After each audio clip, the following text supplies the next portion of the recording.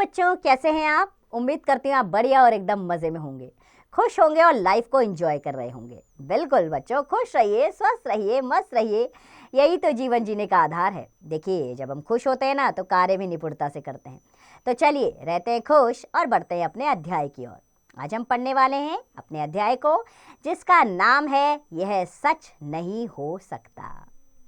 तो बच्चों, बातें बनाने वाला आदमी किसी को भी मूर्ख बनाकर अपनी बातों के जाल में फंसा सकता है और अपनी बात को ही सच सिद्ध कर सकता है या अपनी बात मनवा सकता है। प्रस्तुत पाठ में वाक पटुता के इसी कौशल को दर्शाया गया है। आइए आनंद उठाएं इस अध्याय का। तो पाठ की शुरुआत होती है। एक आदमी को कहानियां सुनने का इतना शौक था कि वह अपने घर के सामने से गुजरने वालों को भी कहानियां सुनाने के लिए रोक लेता, लेकिन कहानी सुनने के बाद यह जरूर कहता, यह सच नहीं हो सकता। इसलिए लोग उसको कहानी सुनाना पसंद नहीं करते थे। एक दिन उसने लाल बुझग्गड़ से कहानी सुनाने को कहा। लाल बुझग्गड़ अपनी चतुराई के लिए मशहूर था, यानी कि वह बहुत चतुर था और सब उसकी बुद्धिमानी का लोहा मानते थे। तो उसने कहा कि मैं कहानी सुनाने के लिए तैयार हूं, लेकिन एक वादा करना होगा। यह सच नहीं है, मत कहना। मैं वादा करता हूं, उस आदमी ने कहा। अगर तुमने कहा तो मैं तुम्हारे अनाज के भंडार से एक बोरी चावल ले जाऊंगा। मंजूर है? लाल बुझग्गड़ ने फिर कहा। हाँ हाँ, मंजूर है, तुम शुरू करो अपनी कहानी, उस आदमी ने कहा। लाल बुझग्गड़ ने कहानी शुरू की। अब कहानी यूं शुरू हुई। एक बार एक राजा पालकी में जा रहा था। वह पहाड़ी रास्ते पर पहुंचा तो पता नहीं कहां से एक चील आ गई। वह आसमान में पालकी के ऊपर चक्कर लगाने लगी और साथ ही बोलती जाती, पी पी परररा। यह देखने के लिए कि क्या है, राजा ने अपना सिर पालकी के बाहर निकाला और ऊपर देखा। चील की बीट उसके कपड़ों पर गिरी, लेकिन राजा नाराज नहीं हुआ। उसने अपने नौकरों को दूसरे साफ कपड़े लाने का हुक्म दिया। कपड़े लाए गए। राजा ने कपड़े बदले और अपनी यात्रा जारी रखी, लेकिन चील पालकी के ऊपर चक्कर लगाती उड़ती जाती और बोलती रही, पी पी परररा। राजा ने फिर सिर बाहर निकाला। इस बार बीट उसकी तलवार पर गिरी।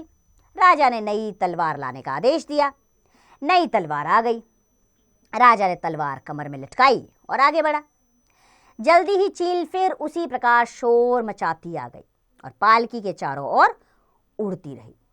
राजा ने फिर अपना सिर पालकी से बाहर निकाला और इस बार तो बीट राजा के सिर पर गिरी। फिर भी राजा नाराज नहीं हुआ। नया सिर ले आओ, उसने हुक्म दिया।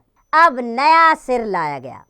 राजा ने तलवार से अपना सिर काट दिया और उसकी जगह नया सिर लगा दिया।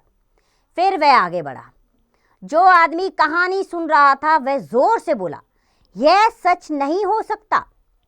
अब तो मैं एक बोरी चावल ले जाऊंगा, धन्यवाद, लाल बुझग्गड़ ने कहा और चावल की बोरी उठाकर चल दिया।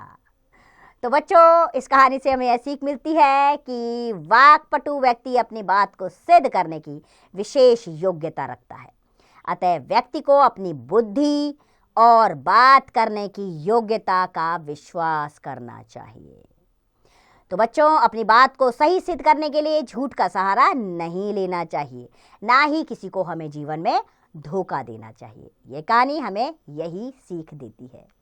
तो आइए अच्छी सी कहानी के साथ आगे बढ़ते हैं प्यारे प्यारे प्रश्न उत्तर की ओर। पहला प्रश्न हमारे सामने आ रहा है, मौखिक प्रश्न, जिसमें पहला प्रश्न है, आदमी को क्या शौक था? तो आदमी को कहानियां सुनने का शौक था।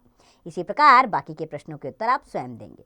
अगले प्रश्न पर आते हैं। सही विकल्प पर सही का निशान लगाना है। राजा जा रहा था कार में, बैलगाड़ी में, पालकी में, रथ में। तो तीसरा विकल्प सही है, पालकी में। इसी प्रकार बाकी के सही विकल्प आप स्वयं चुनेंगे। तीसरे प्रश्न पर आते हैं। यहाँ पर सही गलत का निशान लगाना है आपको। आदमी को गाना सुनने का शौक था, गलत, इस पर गलत का निशान लगाइए। इसी प्रकार बाकी के सही गलत का निशान आप स्वयं लगाएंगे। चौथा प्रश्न आ रहा है। यहाँ पर प्रश्नों के उत्तर लिखित रूप में आपको देने हैं। लोग उस आदमी को कहानी सुनाना पसंद क्यों नहीं करते थे? लोग उस आदमी को कहानी सुनाना पसंद इसलिए नहीं करते थे क्योंकि वह बार बार कहता था कि यह तो सच नहीं है। इसी प्रकार बाकी के प्रश्नों के उत्तर आप स्वयं लिखेंगे बच्चों। अब आ जाते हैं हम कल्पना की उड़ान पर। शिक्षाप्रद कहानी कौन सी होती है? शिक्षाप्रद कहानी वे कहानियां होती हैं जिससे आपको कुछ सीखने को मिले। आइए अब भाषा के बारे में पढ़ते हैं, यानी कि व्याकरण से संबंधित प्रश्न आ रहे हैं। पहला प्रश्न पढ़िए और समझिए। कहानी कहानियाँ, कपड़ा कपड़े, पालकी पालकियाँ, वादा वादे, बोरी बोरियाँ, कमरा कमरे, यानी कि यहाँ पर एक वचन और बहुवचन दिए गए हैं। दूसरे प्रश्न पर आते हैं। सही शब्द चुनकर वाक्य पूरे कीजिए। पहला वाक्य, चील की बीट उसके कपड़ों पर डैश, कपड़ों पर गिरी। इसी प्रकार बाकी के वाक्य स्वयं पूर्ण कीजिए। विषय संवर्धन गतिविधियों पर आते हैं। पहला प्रश्न, क्या आपको कहानी सुनना अच्छा लगता है? तो क्या लगता है? जी बिल्कुल, कहानी सुनना किसे पसंद नहीं आता?